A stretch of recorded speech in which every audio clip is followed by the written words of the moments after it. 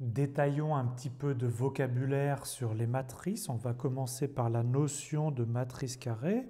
Qu'est-ce que c'est qu'une matrice carrée? C'est tout simplement une matrice qui a autant de lignes que de colonnes. Admettons qu'elle ait n lignes et n colonnes. Et donc, ça se représente sous la forme d'un tableau carré.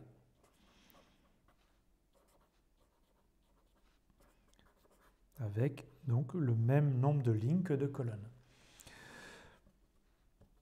Dans cette matrice-là, il y a la notion de diagonale. Les éléments qui sont sur la diagonale principale, ce sont les éléments de la forme AII, avec l'indice J est égal à l'indice I.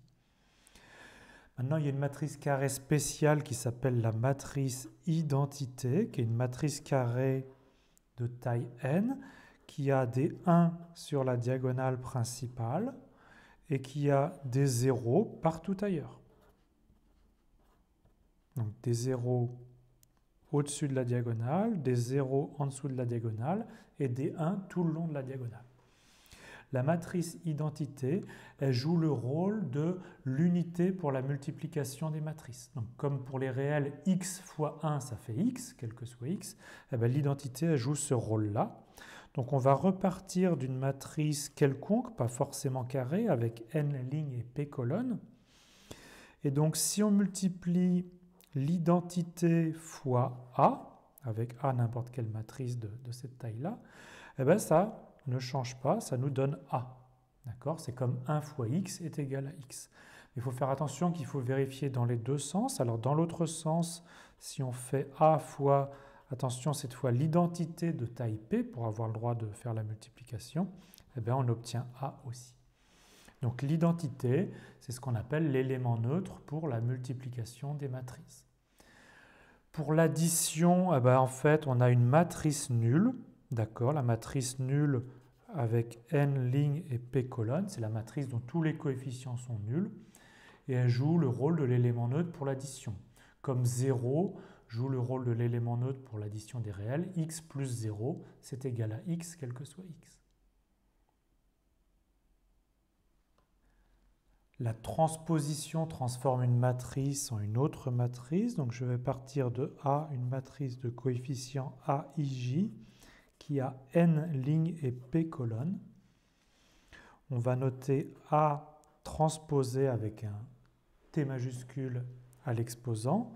C'est la matrice des coefficients AJI qui devient donc une matrice avec p lignes et n colonnes. Donc on a en fait échangé les lignes et les colonnes par rapport à la matrice de départ A. Ça va être plus simple à comprendre sur un exemple. Je pars de la matrice 1, 0, moins 2, 8, moins 5, 3. Ça c'est ma matrice A et je veux calculer sa transposée. D'accord? Donc tout simplement ça va être une matrice avec 2 lignes et 3 colonnes. La première ligne de ma transposée va correspondre à la première colonne de ma matrice, donc ici 1, 0, moins 2. Et la seconde ligne va correspondre à ma seconde colonne, 8, moins 5, 3. Donc vous voyez que une matrice et sa transposée, les dimensions ont été échangées. Alors c'est particulièrement pratique pour passer d'un vecteur ligne à un vecteur colonne et réciproquement. Prenons par exemple le vecteur colonne x de coordonnées x1, x2, etc., xn. Si je veux transformer ce vecteur colonne en un vecteur ligne, bah, tout simplement, je calcule x transposé qui devient x1, x2, etc., xn. Voyons rapidement quelques propriétés de la transposée. Tout d'abord, si on prend une matrice A, on calcule sa transposée et on recalcule de nouveau la transposée de la transposée.